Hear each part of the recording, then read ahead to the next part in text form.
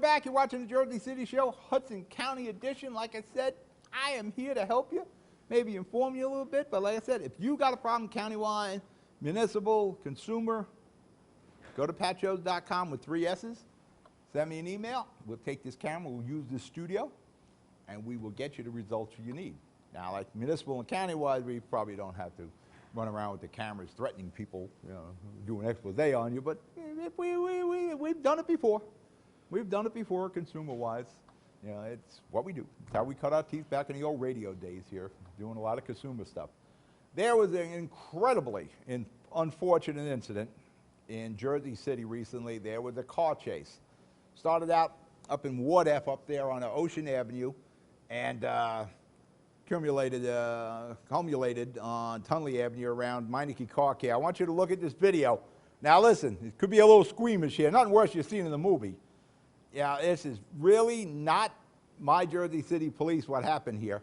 And we also didn't do the footage. We're not filming it. Somebody with a smartphone. You see the police there, guns drawn. They got this guy who is burning. And now things start getting ugly here. Now keep in mind, the cops don't know where this guy came from. As far as they know, he's the guy who was in the car. They don't know what's going on, so they got to neutralize this threat. He's kind of neutralized here. Now we're dragging him off. Did they need to kick him? No. Did they need to drag him off like a dead soldier there? No. This wasn't handled properly.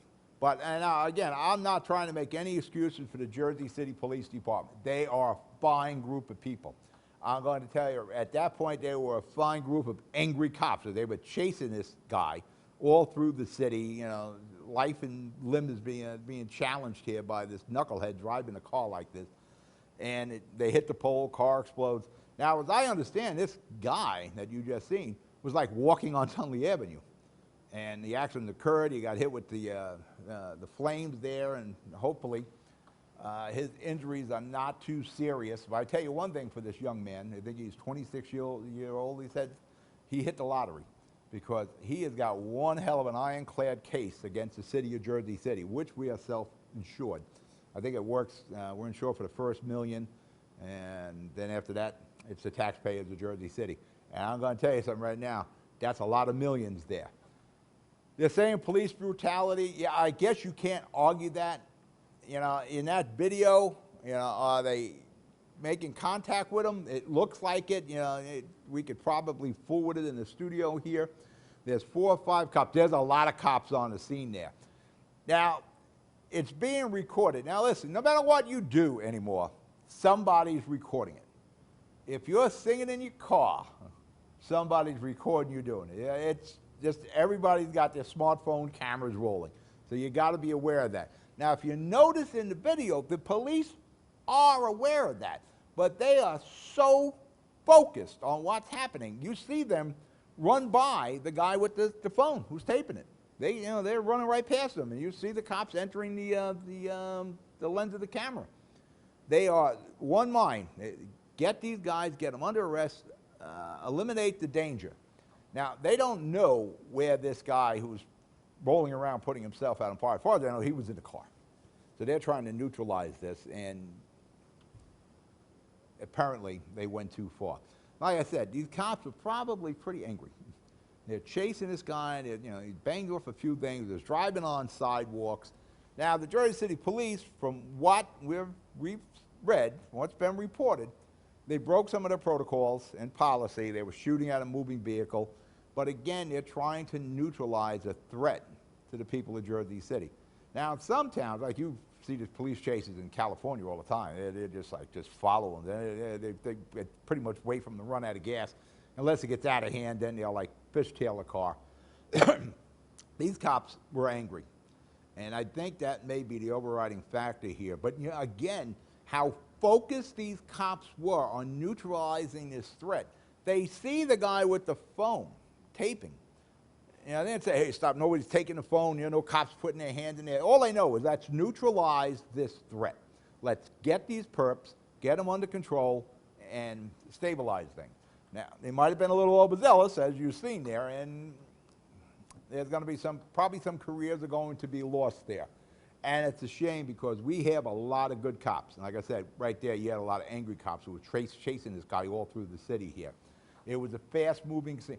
You know, you can't appreciate what the police do, 'cause when these things are happening, when there's a robbery, when there's a guy with a gun, or in this situation, a guy driving crazy with a car, things are moving at like accelerated speed. When they talk about football, when a rookie comes into the NFL, they say everything is so fast.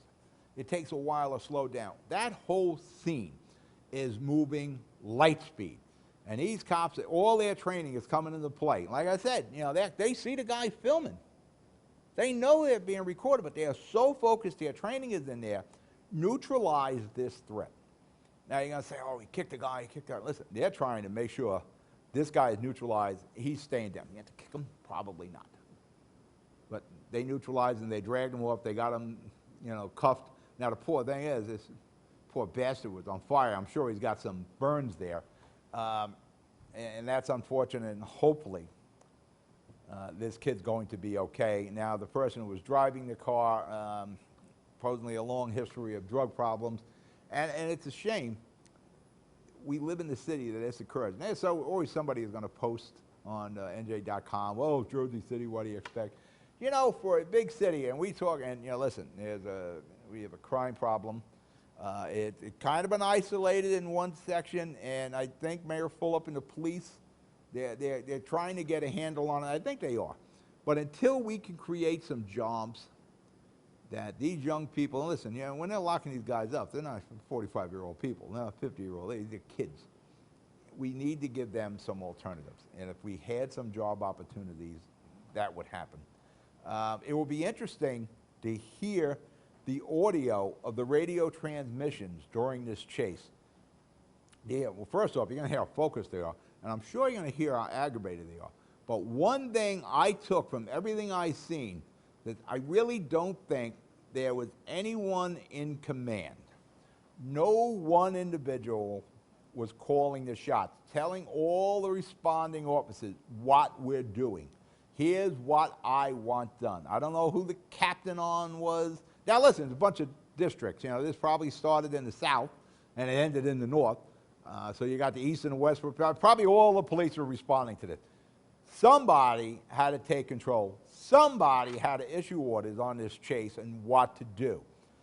You know, again, highly trained professionals, and we got good cops. But I really doubt if somebody, from what I've seen, somebody took control of this situation. Whether it's a captain, a lieutenant, the supervisors, whatever the case was, who was ever on duty at that time, they have some answering to do. I look at this as a blip on the screen with the JCPD. That's not how we are. We're going to break for commercial. You're watching the Jersey City Show. We'll be right back.